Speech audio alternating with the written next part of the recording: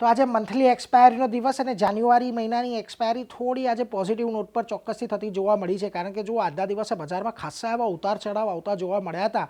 સવારે જે એક તેજીની શરૂઆત થઈ 23,300 સુધીનો કારોબાર આવતો જોવા મળ્યો.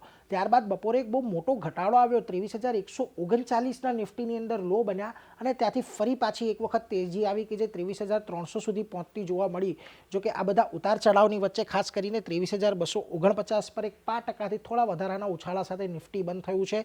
એ જ રીતે સેન્સેક્સમાં પણ એક સારી તેજી આવી છે. HDFC બેંક જેવા દિગ્ગજોની આજે થોડીક લીડ લીધી એટલે અહીંયા આપણને સારી તેજી જોવા મળી છે. ખાસ વાત નિફ્ટી બેંકની, આજના દિવસે ખાસો એવો ઉતાર ચઢાવ નિફ્ટીના ફ્રન્ટ પરથી આવતો જોવા મળ્યો છે, પરંતુ એની સામે નિફ્ટી બેંક આજે ઘણું ફર્મ હતું. એક 400 પોઈન્ટની નાનકડી રેન્જ હતી કે જેની અંદર આજે નિફ્ટી બેંક તમને કામકાજ કરતું જોવા મળ્યું છે. મિડકેપમાં આજે એક સારો એવો ઘટાડો આવ્યો હતો પહેલા હાફ બાદ, પરંતુ છેલ્લે જે રિકવરી આવતી જોવા મળી તેને બદલે આજે એકદમ ફ્લેટ લેવલ પર બંધ થતો જોવા મળ્યો છે.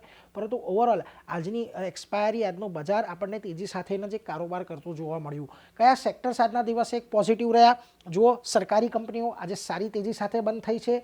રિયલ્ટી કંપનીઓ, બ્રિગેડ એન્ટરપ્રાઇઝના સારા પરિણામ હતા, ત્યારબાદ અહીંયા પણ એક તેજી જોવા મળી. આ ઉપરાંત ઓઇલ એન્ડ ગેસ અને ફાર્મા કંપનીઓએ પણ આજે સારું એવું પ્રદર્શન આપ્યું ને એના જોડે બજાર આજે એક સારી એવી પોઝિટિવિટી સાથે બંધ થયું. પરંતુ છે અમુક સેક્ટર એવા હતા કે જ્યાં આગળ આપણને થોડું ઘણું દબાણ પણ જોવા મળ્યું. એમાં ખાસ કરીને મીડિયા, આઈટી, ખાસ કરીને મિડકેપ આઈટી કંપનીઓની અંદર આપણને ઘટાડો આવતો જોવા મળ્યો, એને પગલે અહીંયા દબાણ આવ્યું. પરંતુ ઓટો અને PSU બેંક પણ એક નેગેટિવ ઝોનમાં બંધ થયા છે, પરંતુ અહીંયા કોઈ બહુ મોટી એવો ઘટાડો આજે નથી જોવા મળ્યો. ખાસ કરીને નિફ્ટીના ફ્રન્ટ પર આવીએ, BELના પરિણામો આજે આવતા જોવા મળ્યા અને યર ઓન યર બેઝિસ પર સારો ગ્રોથ કંપનીએ દર્શાવ્યો. 4.25% તેજી આજે BELમાં આપણને આવતી જોવા મળી છે અને ઓલમોસ્ટ આ 2 વાગ્યા પછી પરિણામો આવ્યા ને ત્યારબાદ એક સારી તેજી આવી. આ ઉપરાંત તમને હીરો મોટોકોર્પ, સિપ્લા અને પાવર ગ્રીડ જેવા કાઉન્ટર પણ એક સારી તેજી સાથે બંધ થતા દેખાયા. જ્યાં ઘટાડો આવ્યો ત્યાં આગળ ટાટા મોટર્સ 700ની નીચે આજે બંધ થતો જોવા મળ્યો છે. નબળા પરિણામો હતા. ખાસ કરીને JLRએ ફરી એક વખત અહીંયાથી ચિંતા વધારી છે ને JLRના ડિમાન્ડને લઈને પણ ચિંતા છે, એટલે એક મોટો ઘટાડો અહીંયા આવ્યો. અદાણી એન્ટરપ્રાઇઝ, નબળા પરિણામો હતા, 5% જેટલો ઘટાડો હતો, પરંતુ થોડી ઘણી રિકવરી આવી. દિવસની અંતે લગભગ 3%ના ઘટાડા સાથે બંધ થયો છે. આ ઉપરાંત શ્રીરામ ફાઇનાન્સ અને બજાજ ફિન્સર્વના પણ પરિણામો આવ્યા, ત્યાં પણ એક પરિણામને પગલે 2.5% ઘટાડો આજના દિવસે આવ્યો. મિડકેપની અંદર આજે તમને SRFના એક પરિણામ આવતા દેખાયા હતા, સારા પરિણામો હતા, પગલે સારી તેજી આવી. આ ઉપરાંત સોલારા ઇન્ડસ્ટ્રીઝ એક તેજી સાથે બંધ થયો. સુઝલોનમાં ગઈકાલની જે મૂવ હતી આજે ફોલોઅપ બાઇંગ અને KPIT ટેકમાં પણ ગઈકાલે સારા પરિણામોને પગલે તેજી હતી, આજે ફોલોઅપ બાઇંગ અહીંયા પણ આવતું જોવા મળ્યું.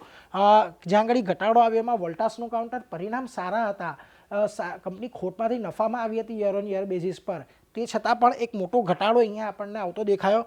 બીજી તરફ OFSS, કોફોર્જ, એમ્ફેસિસ એટલે કે મિડકેપ આઈટી કંપનીઓ કે જે ગયા અઠવાડિયે એક સારી તેજી દર્શાવી હતી, ત્યાં આજે થોડી ઘણી નફા વસૂલી આજે આપણને આવતી દેખાય. એટલે ઓવરઓલ બજાર આજના દિવસે એક પોઝિટિવિટી સાથે બંધ થયું છે. પરંતુ ખાસ હજી પણ નિફ્ટીએ જે 23,300-350ના જે હર્ડલ છે એ આ સપ્તાહે પણ હજી પાર નથી કર્યા.